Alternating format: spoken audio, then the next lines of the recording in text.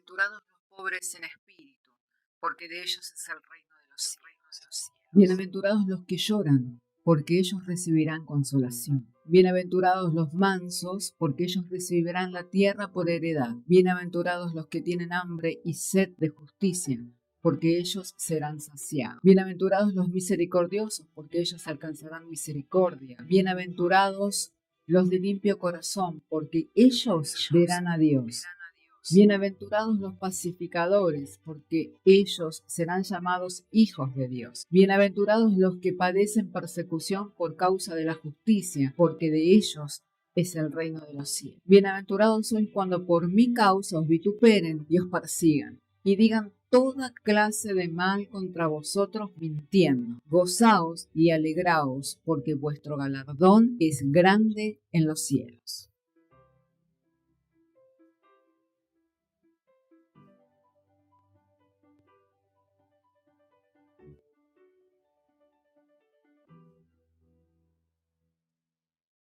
La noche era fría, peligrosa, mas en medio de la bomba gloriosa comenzó a hablar de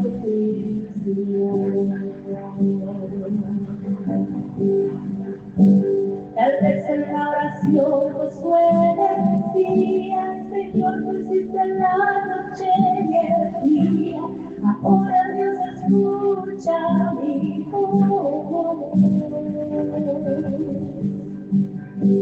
No dejes este valle oscurecer, será difícil de poder vencer, para el tiempo ahora inició. La fe de Josué movió los cielos, nuestro Dios es justo y fiel, y nunca desampara al pueblo fiel. Y cuando Israel estaba en guerra, el sol se detuvo sobre la tierra, en aquel valle el pueblo pudo vencer. No importa lo que ustedes estén pasando, la gloria del Dios vivo está obrando, y por la fe no va a oscurecer el día desde el cielo, Dios va a detener. Hoy Dios va a cambiar tu historia, esa lucha en victoria, porque Dios tiene el poder. El gran Dios de los cielos va al frente y no hay valiente que sea derrotado. Cruzarás seguro hacia el frente y aquí la victoria tú conseguirás. La promesa ya fue hecha, te tomas de la mano derecha y usted va a triunfar. La fe de Josué movió los cielos, nuestro Dios es justo y fiel, y nunca desampara un pueblo fiel.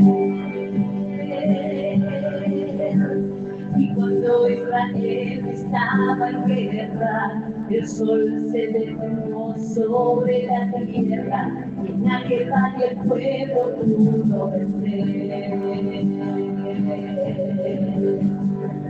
No importa lo que ustedes estén pasando, la gloria del Dios vivo está obrando, y por la fe no va a oscurecer el día desde el cielo, Dios va a detener. Hoy Dios va a cambiar tu historia, esa lucha es victoria, porque Dios tiene el poder. El gran Dios de los cielos va al frente y no hay valiente que sea derrotado. Cruzarás seguro hacia el frente y allí la victoria tú conseguirás. La promesa ya mano derecha y usted va a triunfar. El Dios de los cielos va al frente y no hay valiente que sea derrotado. Cruzarás seguro hacia el frente y allí la victoria tú conseguirás. La promesa ya fue hecha, que te toma de la mano derecha y usted va a triunfar.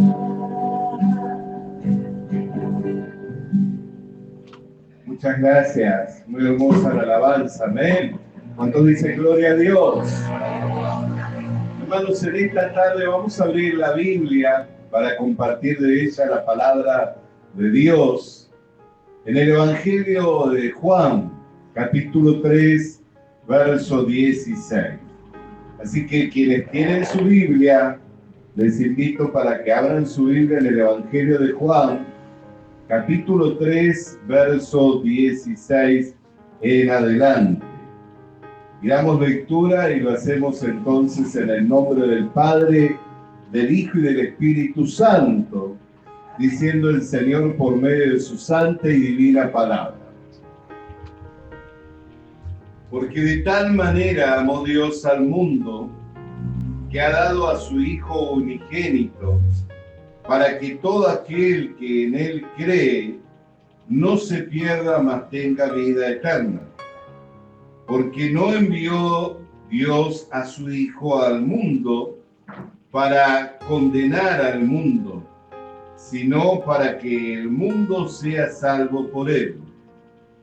El que en Él cree no es condenado, pero el que no cree ya fue condenado, porque no ha creído en el nombre del unigénito Hijo de Dios. Y esta es la condenación, que la luz vino al mundo y los hombres amaron más las tinieblas que la luz, porque sus obras eran malas, porque todo aquel que hace lo malo aborrece la luz y no viene a la luz para que sus obras no sean reprendidas. Mas el que practica la verdad viene a la luz para que sea manifiesto que sus obras son hechas en Dios. Leemos el verso 36 también. El que cree en el Hijo de Dios tiene vida eterna, pero el que rehúsa creer en el Hijo no verá la vida, sino que la ira de Dios está sobre él. Hasta aquí leemos. Quisiera tener una palabra de oración, amén. Padre, queremos darte gracias porque a través del tiempo, las edades, tú has, Señor, preservado tu palabra y has permitido que ella llegara hasta nuestras vidas en estos días, Señor, de modo que hoy podemos leer de manera comprensible en nuestra lengua, Señor, por tu obra, por tu gracia y por el trabajo de tantos y tantos hombres y mujeres de Dios. Hoy al abrir tu palabra, Señor, hemos leído la cita del Evangelio de Juan, el capítulo 3. Y es ahora que en la exposición de tu palabra pedimos de esa iluminación por medio del Espíritu Santo, para que podamos ser persuadidos, convencidos en cuanto a la verdad del Evangelio, Señor, y podamos en este día, Señor, tener un ancla firme y segura en nuestro corazón en cuanto a la salvación de nuestra alma y el regalo de la vida eterna, creyendo que eres poderoso para hacerlo y también de que al haber pedido de acuerdo a tu voluntad tú nos oyes. Te doy gracias por el Señor Jesucristo. Amén. Hermanos, citamos este pasaje de la Biblia, que es un pasaje con el que tan familiarizados estamos. Y no solamente nosotros, los creyentes, creo que un gran número de personas que hoy en día han tenido contacto con las Escrituras primeramente han tenido contacto tal vez con este evangelio y de este evangelio con este pasaje, ¿no? Que es el pasaje que manifiesta cuánto nos ama Dios, cuánto nos ama Dios, que no ha negado ni siquiera el enviar a su Hijo en la semejanza de carne, en un cuerpo semejante al nuestro, para mediante la muerte poder destruir a quien tenía el imperio de la muerte, y esto es al diablo.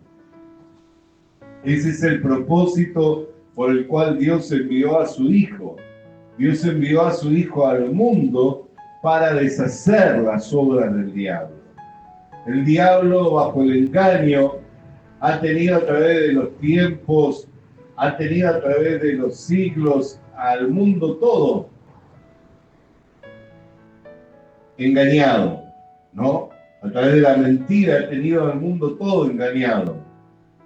Sin embargo, Dios en su momento manifestó la verdad, enviándolo a su Hijo Jesucristo. Por eso la Escritura dice que todo el que practica la verdad viene a la luz para que se haga notorio que sus obras son hechas en Dios. Y la práctica de la verdad no solo tiene que ver con la ética moral de hablar verdad entre nosotros, sino la práctica de la verdad tiene también que ver con el atesorar el testimonio que da Dios. La Biblia nos dice claramente, habiendo oído la palabra de verdad, el evangelio de vuestra salvación, y habiendo creído, fuiste sellado con el Espíritu Santo hasta el día de la redención completa. Así escribe el apóstol Pablo cuando escribe a los Efesios en el capítulo 1, en el verso 13. Entonces, la práctica de la verdad no solamente tiene que ver con la ética de hablar verdad entre nosotros, sino también tiene que ver con el atesorar la verdad en nuestros corazones.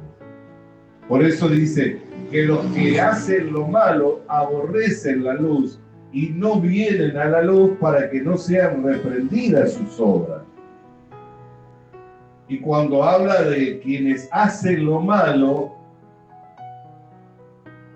no se está refiriendo a un hecho en particular como, por ejemplo, mentir, estafar, robar, sino bíblicamente la maldad más grande en el hombre es tener un corazón incrédulo para apartarse de Dios. La maldad más grande en el hombre es la incredulidad. Por eso, cuando el apóstol Pablo le escribe a la humanidad toda, le dice: hombre, tú quien quiera que seas, eres inexcusable. Porque su eterno poder y su deidad se hacen claramente visibles mediante las cosas creadas. O sea, insistir en que no hay Dios, insistir en que Dios no existe, eso es una necedad muy grande. ¿Por qué? Porque su eterno poder, su deidad, se hacen claramente visibles mediante las cosas creadas. Pero por cuanto que no quisieron darle gloria a Dios, Dios los entregó a una mente reprobada para hacer toda clase de hechos vergonzosos. Entonces, la maldad más grande que Dios haya en el hombre no es el que uno pueda defraudar a su prójimo o hacer algo en contra de su prójimo, sino que la maldad más grande es la necedad del corazón del incrédulo. Y mantenerse en incredulidad lo lleva al hombre a mantenerse también en ignorancia. Cuando Pablo habla acerca de sí mismo, dice: no soy digno de ser llamado apóstol, porque antes era un injuriador, un blasfemo, un perseguidor de la iglesia. Pero todo esto lo hacía por ignorancia e incredulidad. O sea que mientras el corazón se mantiene incrédulo, el corazón necio del hombre se mantiene incrédulo, también se va a mantener ignorante de los misterios como de los designios de Dios, como de la voluntad de Dios. ¿Me comprende? Ahora, la incredulidad no solo es algo que se manifiesta fuera de las iglesias. La incredulidad también se manifiesta dentro de la iglesia, y también la iglesia, que ha sido llamada a salir fuera del sistema del mundo, está siendo engañada por Satanás y sus sentidos están siendo extraviados de la sincera fidelidad a Cristo. ¿Y a qué me refiero cuando digo que también es algo que se da dentro de la iglesia? Y me refiero a la iglesia, no la iglesia de quienes es formada por los renacidos, por los que han recibido el testimonio de Dios y han creído al mensaje de Dios, sino aquellos que se han organizado como iglesia. Me refiero a las organizaciones y las denominaciones.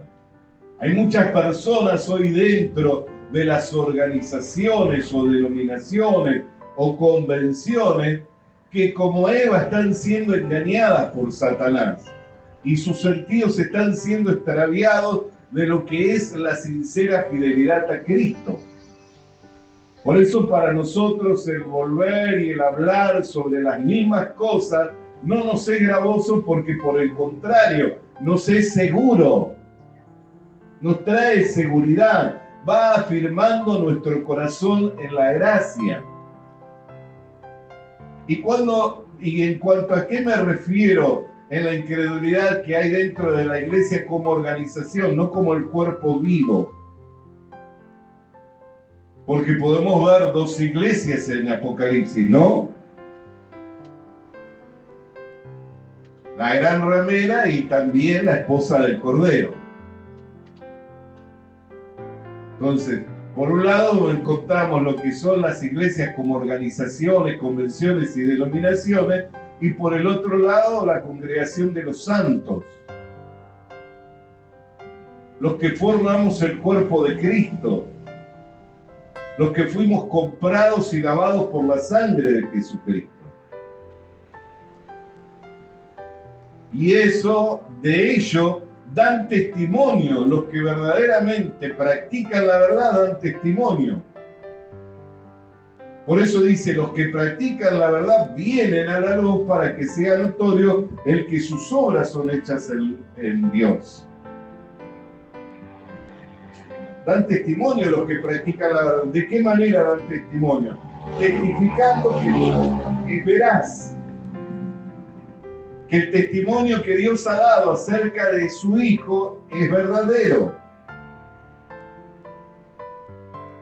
La Biblia dice, 3 son los que dan testimonio en el cielo: el Padre, el Hijo y el Espíritu. 3 son los que dan testimonio en la tierra: el agua, la sangre y el Espíritu. Entonces, nosotros podemos mirar, hermano querido y hermana querida, que con el testimonio que da Dios, el hombre tiene que quedar persuadido, convencido. Dice, de tal manera amó Dios al mundo que ha enviado a su Hijo unigénito. ¿Para qué? Para que todo aquel que en Él cree no se pierda. Todavía hay gente que está discutiendo si la salvación se pierde o no se pierde. Si alguien pierde la salvación es porque nunca fue salvo. Porque la salvación no tiene como base ni como fundamento la obra del hombre, sino la obra de Dios por medio de su Hijo Jesucristo. Y ese testimonio es verdadero. Dice, de tal manera amó Dios al mundo que ha dado a su Hijo. ¿Para qué? Para que aquel que en Él cree no se pierda, mas tenga vida eterna. Si es de fe, no es de obra. Porque al que obra se le cuenta como una deuda, como un salario. Pero el que es de fe, cree a Dios quien justifica al impío. Vamos a las Escrituras para poder entender la fe y las obras. Romanos, capítulo 4.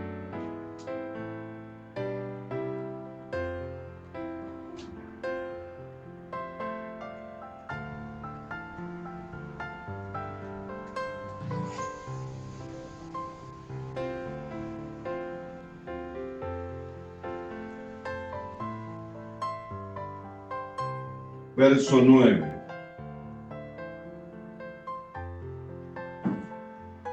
Disculpen. Romanos capítulo 4, verso 4. Porque al que obra no se le cuenta el salario como gracia, sino que al que no obra, sino cree en aquel que justifica al impío, su fe le es contada por justicia. Entonces, ¿la salvación es por obra o por fe? La salvación es por medio de la fe. Es una gracia, es un don de Dios. El combate que nosotros sostenemos, lo sostenemos tanto en la carne como también lo sostenemos en el mundo. La práctica de la verdad tiene que ver ¿con qué? Con el ir recordando estas cosas constantemente y profesándolas. Profesar significa hablándolas, dando testimonio de ellas. Por eso, días pasados yo hacía mención que el peor de los predicadores es el que le enseña a la gente que tiene que obrar para ser salvo, que tiene que hacer algo. ¿Por qué? Porque aparta el oído de la verdad y no les afirma el corazón en la gracia, negando la eficacia y el poder de Dios por medio de Jesucristo. Entonces, la salvación es por gracia y por medio de la fe. Por eso dice que Dios ha enviado a su Hijo, ¿para qué? Para que todo aquel que en Él cree no se pierda, sino tenga vida eterna. Después de leer San Juan 3:16 y entender que la salvación no tiene por fundamento mi obra, ni tiene por fundamento lo que yo haya hecho o dejado de hacer, sino que tiene por fundamento la obra que a la vez es una obra cerrada. ¿Cuándo se cerró la obra? Por eso en la consumación de los siglos es este. Mucha gente habla del tiempo final y habla de la consumación de los tiempos, pero la consumación del siglo, la consumación de los tiempos es este, porque después de esto no queda más nada para el hombre. Una vez la muerte viene el juicio, vida eterna para los que bien hicieron y condenación eterna para los que mal hicieron.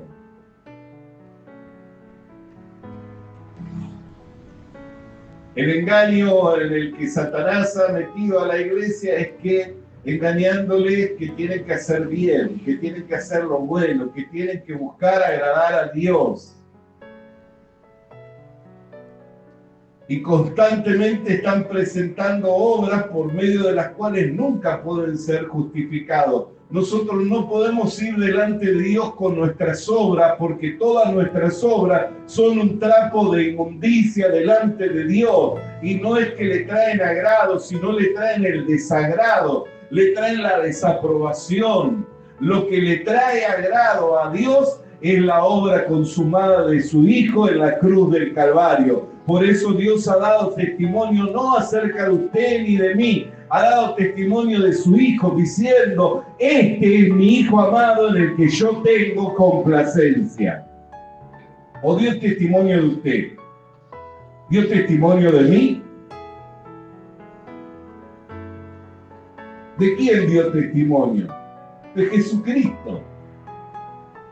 Por eso es que nosotros tenemos que creer al testimonio de Dios, quien ha testificado que su Hijo, quien es el Señor Jesucristo, es en quien Él tiene complacencia. Entonces nosotros no podemos salir delante de Dios por nuestra obra, por más que estemos en una congregación, en una denominación, en una convención. Nosotros tenemos que salir delante de Dios por la obra de Jesucristo, para poder llevar perfume agradable, olor fragante, olor de vida. Tenemos que salir delante por la obra de Jesucristo, para llevar un olor fragante, para llevar perfume de vida. El engaño de Satanás es que hacé porque si haces, Dios te va a ver con ojos de agrado. Hacé porque tenés que cumplir, porque si no cumplís, entonces le vas a desagradar a Dios. Nosotros le desagradamos a Dios desde el principio. Por eso es que nos dio el morir y el nacer de nuevo. Si usted o yo le pudiéramos agradar a Dios, nos hubiera dado ser perfeccionados en nosotros mismos. Pero ¿qué dice acerca de nosotros? Es necesario que nazcas de nuevo.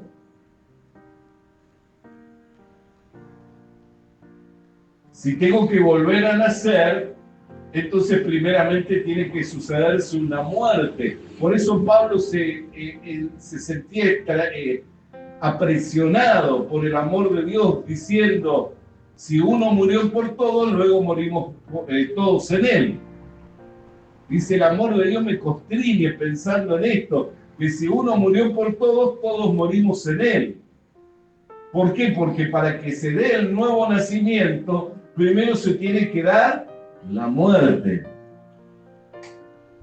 Y Dios nos ha dado el morir juntamente con Cristo, y así como Cristo resucitó victorioso entre los muertos por el poder de Dios, en la misma carta a los Romanos, en el capítulo 6, en el versículo 4, dice que nosotros también, cuando emergemos de las aguas del bautismo, emergemos en una novedad de vida, o sea, en una vida nueva. Cuando vamos a las aguas, a la entrada de las aguas, estamos tipificando la sepultura del viejo hombre. Cuando emergemos de las aguas, emergemos en una novedad de vida. ¿Cuántos de los que estamos aquí ya hemos pasado por las aguas del bautismo? Todos los que estamos aquí, doy testimonio que hemos pasado por las aguas del bautismo.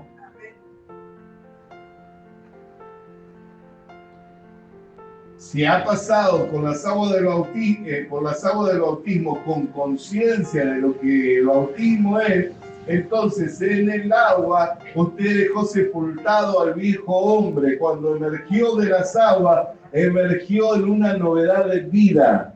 Una vida de la cual Dios dice que es creada en Él y en la justicia y en la santidad de la verdad. Nosotros somos creación de Dios, nueva criatura, creado según Dios en la justicia y en la santidad de la verdad. Hechura suya, creados en Cristo Jesús, para buenas obras, las que fueron preparadas de antemano. Ese nuevo hombre ya no es de una simiente de carne ni de sangre, como la herencia que recibimos de nuestros padres. ¿Por qué? Porque nosotros recibimos una herencia de nuestros padres que es la herencia del pecado. Esa nueva criatura, ese nuevo hombre, no es creado por la voluntad de carne ni de varón alguno, sino por la voluntad de Dios. Es hechura suya, creado en Dios, en la justicia y en la santidad de la verdad. Es de una nueva simiente. Por eso es que si uno ha tenido un nuevo nacimiento, ha emergido de las aguas en una novedad de vida, dando testimonio que ha tenido un nuevo nacimiento, ese nuevo hombre no es creado de la simiente de carne ni de sangre, sino de la simiente de Cristo. Cristo no tiene ninguna relación con el pecado. Por eso resucitó. La muerte ni la tumba le pudieron retener porque Él murió sin pecado. Por eso la Escritura dice en el Salmo 22, no dejaré que mi santo vea corrupción. Y Él encomendó su espíritu a Dios, quien tenía el poder para levantarle victorioso entre los muertos. ¿Por qué? Porque no moría por sus pecados, por ser un pecador. Él murió por los pecados de la humanidad toda. Para que todo aquel que en Él cree no se pierda, mas tenga vida eterna. Entonces, ¿qué relación tiene el nuevo hombre con el pecado? Si es creado según Dios en la justicia, en la santidad de la verdad, y la simiente es la simiente de Cristo. ¿Qué relación tiene con el pecado el nuevo hombre? ¿Cómo puede uno que ha tenido un nuevo nacimiento decir, soy un pecador?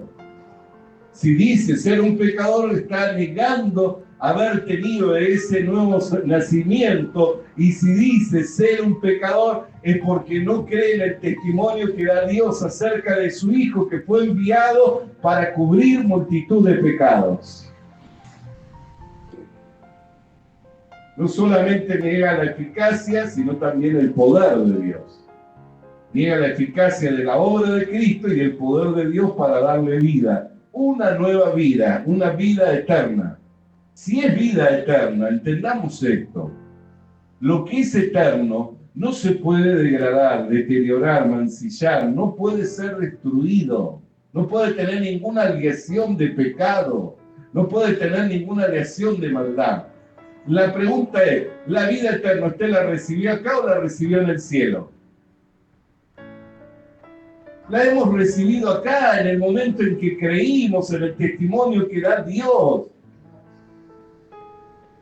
La hemos recibido acá, la vida eterna, al creer en el testimonio que da Dios acerca de su Hijo y al aceptarlo como nuestro suficiente Salvador. No solo fueron cubiertos nuestros pecados, sino que también nos fue entregado el don de la vida eterna y nos fue dado el Espíritu Santo como el sello de la posesión adquirida por Dios. Entonces, si la vida que hemos recibido, por eso dice, el que cree en el Hijo ya tiene la vida, el versículo 36, ¿no? El que cree en el Hijo tiene la vida. ¿Qué clase de vida entiende usted que ha recibido?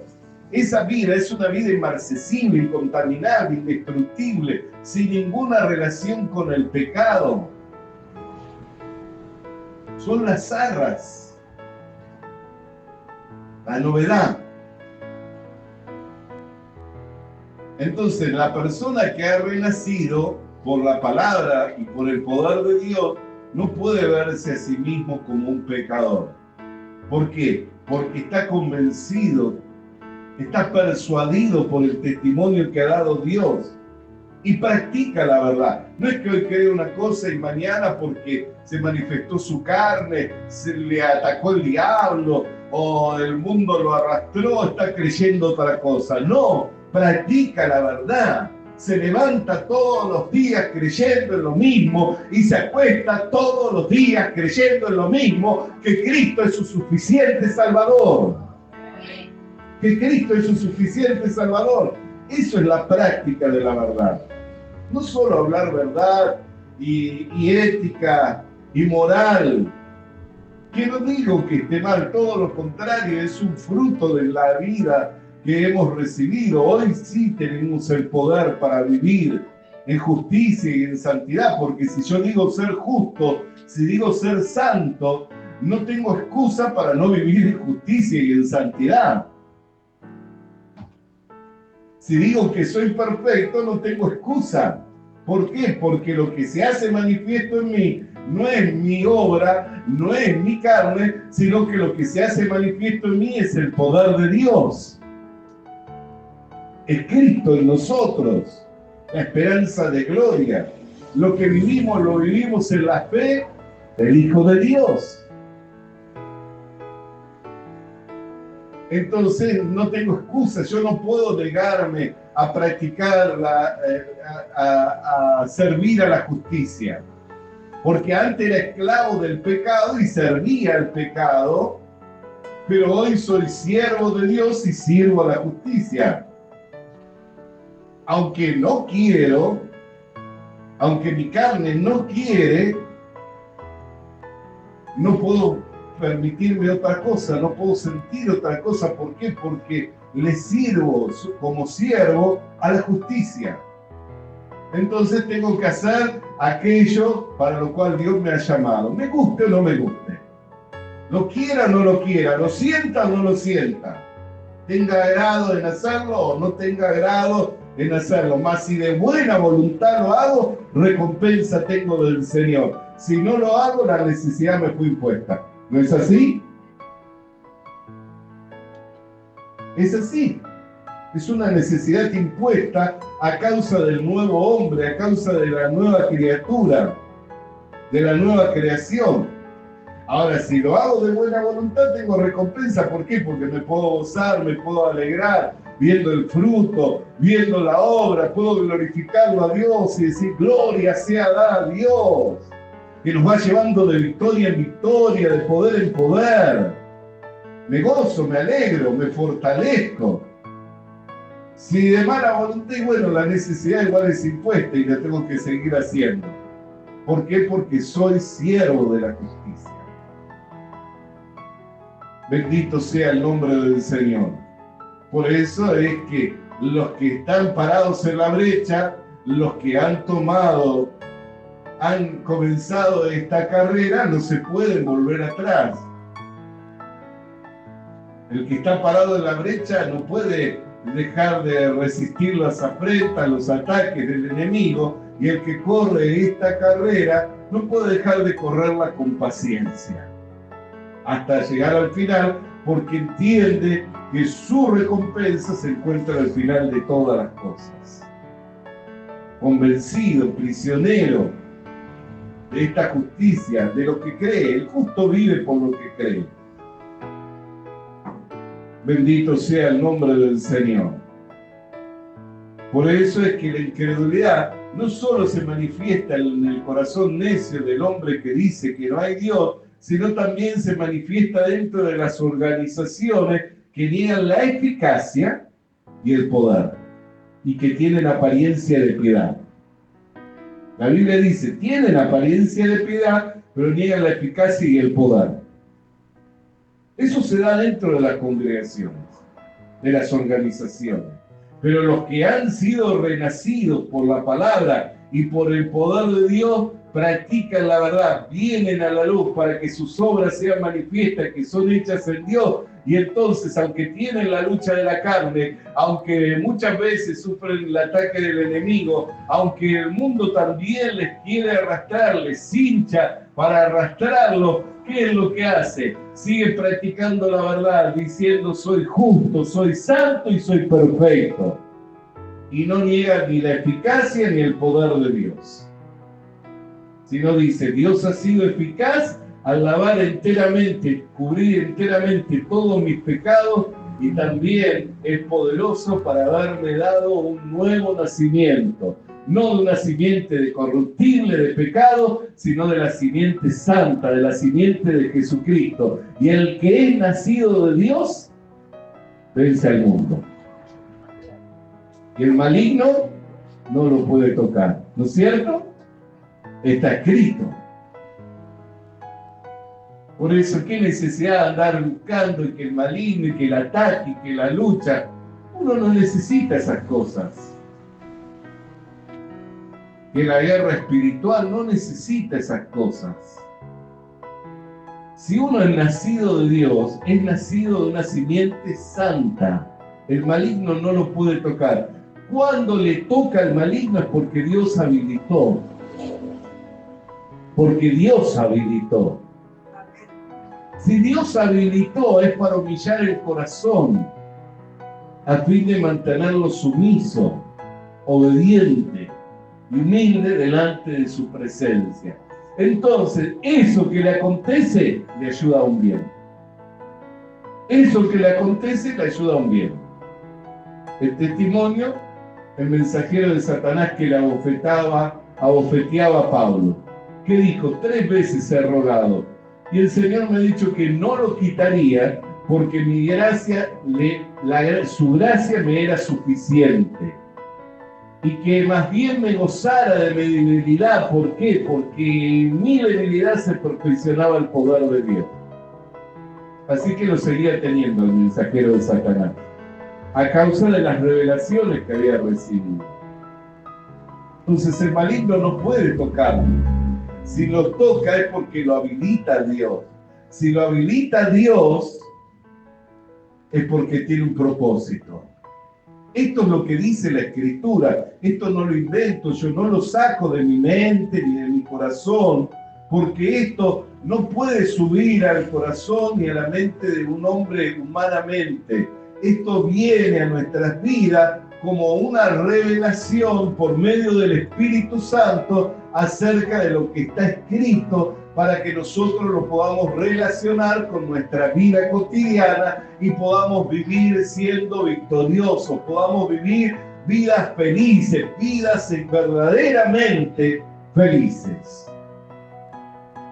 Porque cuando uno tiene una vida que es verdaderamente feliz, cuando su vida es en Dios.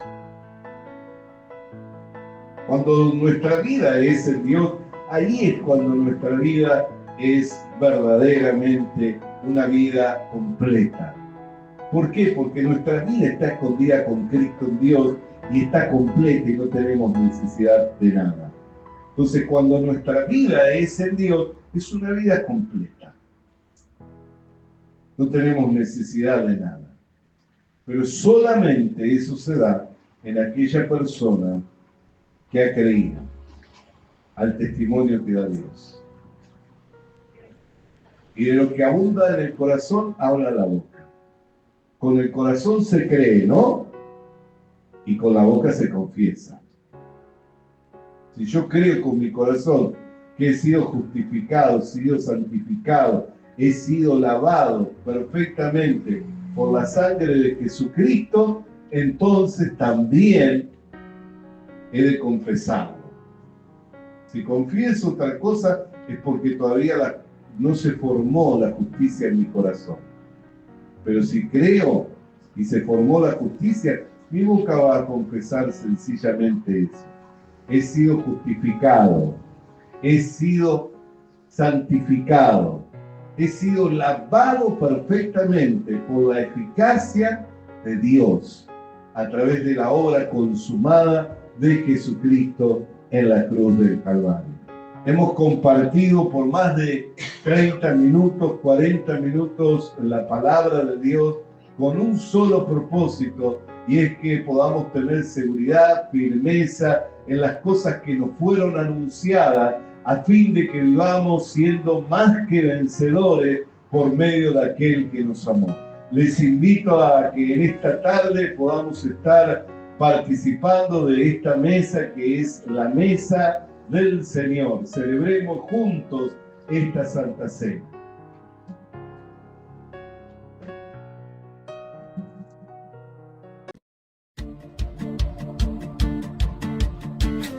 Visita nuestras redes sociales.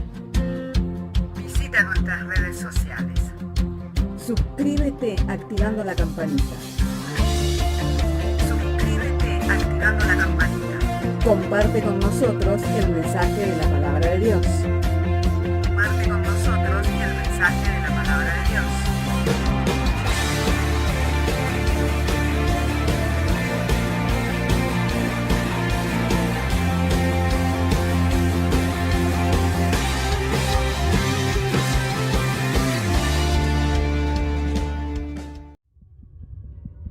Le animamos a que consiga una Biblia, porque en ella encuentra la mente de Dios, el estado del hombre, el camino de salvación, la muerte de los pecadores y la felicidad de los creyentes. Sus doctrinas son santas, sus mandamientos son obligatorios, sus historias son verdad y sus decisiones inalterables. Léala para ser sabio, crea en ella para ser salvo y póngala en práctica para ser santo. Ella contiene luz para guiarle, alimento para reforzarle y consuelo para alentarle. La Biblia es el mapa del viajero, el bastón del peregrino, la brújula del piloto, la espada del soldado y la carta del cristiano. Le animamos a que consiga una Biblia,